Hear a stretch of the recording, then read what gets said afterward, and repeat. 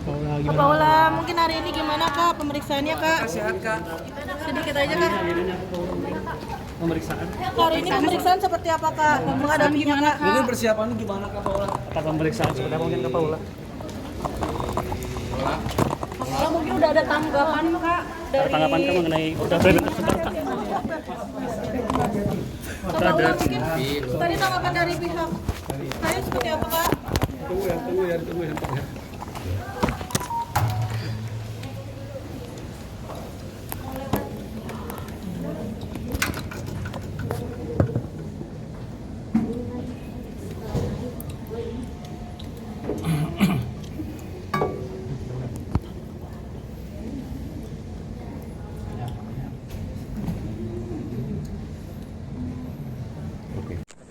Baik, terima kasih teman-teman semua. Pada hari ini sebenarnya ini mau follow up dari laporan yang pertama terdahulu gitu ya. Nah, pada intinya adalah memang kami meminta ada dua agenda. Pertama itu terkait dengan audiensi untuk memaparkan tentang apa-apa saja yang menjadi concern kami dalam proses persidangan, bahkan juga pada saat itu ada persidangan itu sendiri gitu ya. Nah, kami di situ kan menduga ada dugaan pelanggaran dari kode etik. Nah, itu menjadi permohonan kami untuk bisa beraudiensi gitu kan, untuk bisa setelah itu di follow up. Nah, kemudian agenda kedua itu terkait dengan pemeriksaan. Nah, pemeriksaan ini sebenarnya lebih kepada bagaimana fakta-fakta sih pada saat persidangan atau juga di luar persidangan yang berkaitan dengan dugaan pelanggaran kode etik. Jadi stressingnya di situ. Nah, sebenarnya kan ini sangat bersinggungan nanti ya, apakah itu terkait dengan kode etik dan juga terkait dengan dugaan pelanggaran terkait dengan hukum acaranya. Nah, jadi dua hal itu yang kami stressingkan. Nah, kami memang mendalilkan bahwa ada dugaan terkait dengan persoalan perlakuan yang tidak adil gitu ya kepada kami ya, dari kuasa hukum dalam proses persidangan. Kemudian yang kedua dugaan dari ketidakprofesionalan dalam pemeriksaan persidangan, dan kemudian tentang dugaan kebijaksanaan sebenarnya. Nah, kemudian juga di situ nanti juga akan dikuatkan dengan apa Mbak Ami terkait dengan bagaimana sih sebenarnya hakim untuk memeriksa suatu perkara ketika itu ada perempuan di dalamnya. Itu terkait dengan Permen nomor 3 tahun 2017 terkait dengan pedoman pemeriksaan perkara perempuan yang berhadapan dengan hukum. Nah, terkait dengan substansinya mungkin kami belum jabarkan satu persatu gitu kan, karena ini terkait dengan apa yang akan kita dalilkan nanti gitu ya. Dan kemudian setelah itu mungkin ini juga sangat rahasia gitu kan, itu mungkin sangat dimohonkan untuk pemahaman dari teman-teman semua bahwa ini merupakan terkait dengan harkat dan martabat orang juga sebenarnya gitu kan. Oleh sebab itu makanya kami mohon untuk tidak kami sampaikan satu persatu terkait dengan bentuk-bentuknya, walaupun secara substansi sebenarnya dulu-dulu waktu pada saat di pengadilan agama itu sudah disampaikan gitu kan. Nah, itu mungkin ya kira-kira dari saya. Mungkin setelah itu mungkin Mbak Ami bisa menyampaikan khususnya terkait dengan proses pemeriksaan yang memang harus berperspektif gender yang kemarin ke Komisi Nasional Perempuan itu kan terkait dengan permasalahan diskriminasi dan kemudian dugaan kekerasan terhadap perempuan ya. Nah, ini mungkin juga bisa dikuatkan juga terkait dengan itu. Nah, di sini akan terlihat inline ya bahwa di sini Komisi Judisial, Komnas Perempuan dan seterusnya. Itu kira-kira. Silakan Mbak. Iya, jadi teman-teman hari ini Paula dan tim kuasa hukum didampingi oleh saya, Bang Alfon dan Bang Edwin, ada dua agenda. Jam 10 sampai jam 12 Komisi Yudisial menindaklanjuti permohonan audiensi kami. Kemudian nanti jam 1 sampai selesai akan dilakukan permintaan keterangan terkait laporan dugaan pelanggaran kode etik dan pedoman perilaku hakim. Pada audiensi tadi kami diterima oleh 5 orang staf dari Biro Pengawasan Hakim. Nah, tentu mengapa Ibu Paula beraudiensi dan melapor ke Komisi Yudisial, karena kami mempercayai Komisi Yudisial yang memiliki mandat untuk menjaga martabat dan kehormatan hakim akan memberikan tanggapan terhadap upaya-upaya ya untuk dari kami untuk mengingatkan agar hakim, khususnya majelis hakim pemeriksa itu untuk diperiksa apakah melanggar dugaan kode etik dan pedoman perilaku hakim. Nah, untuk tadi kami memang sudah menyampaikan poin-poin besar terkait dugaan pelanggaran kode etik, seperti mulai dari berperilaku adil, berperilaku misalkan memperlakukan secara setara, kemudian tidak berpihak dan seterusnya, ya profesional gitu ya, yang nanti akan ditindaklanjuti atau didalami oleh petugas pemeriksa terkait hal itu. Nah, tadi juga disampaikan bahwa proses laporan di Komisi Yudisial itu selain dari pelapor bisa juga dari masyarakat umum, dan prosesnya akan dilakukan telaah dan pemeriksaan. Jadi tahapan dari pengaduan Ibu Paula ini memasuki setelah administrasi gitu ya, ini memasuki nanti jam 1 itu adalah memeriksa keterangan ya, terkait dengan dugaan tadi. Nah, tentunya kami mengharapkan ini menjadi konsen, termasuk adalah isu perempuan yang berhadapan dengan hukum.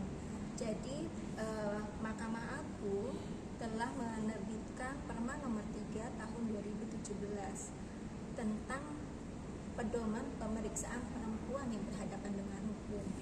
Siapa perempuan yang berhadapan dengan hukum? Yaitu perempuan yang menjadi tersangka, terdakwa, saksi, korban, dan para pihak. Para pihak di sini kan artinya juga perempuan yang menjadi pemohon, termohon, penggugat, tergugat gitu ya. Nah, dalam konteks ini Ibu Paula adalah termohon dan penggugat terkonvensi. Seharusnya majelis hakim menggunakan pedoman itu.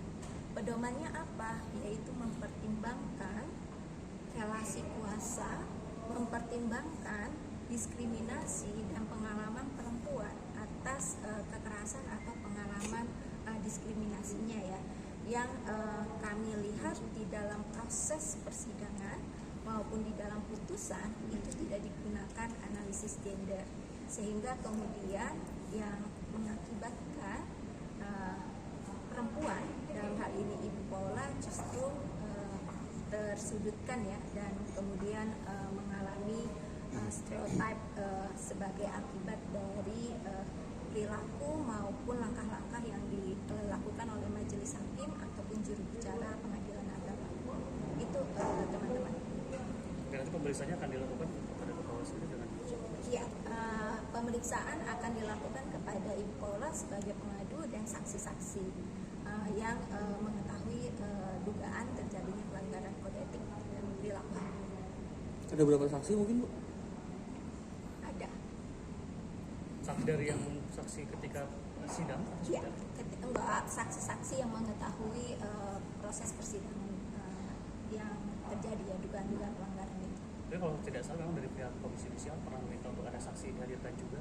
Apakah itu termasuk saksi yang di persidangan juga atau beda? Bukan saksi Beda. yang di persidangan, tapi saksi yang mengetahui dugaan pelanggaran kode etik. Ya, mungkin saya tambahkan ya bahwa yang dimaksud saksi-saksi itu memang mengalami mengetahui ya terkait dengan dugaan perilaku pelanggaran kode etik dan perilaku itu sendiri ya. Nah, jadi mungkin kalau misalnya dalam persidangan, karena persidangan tertutup kemarin ya, berarti per pihak yang itu aja.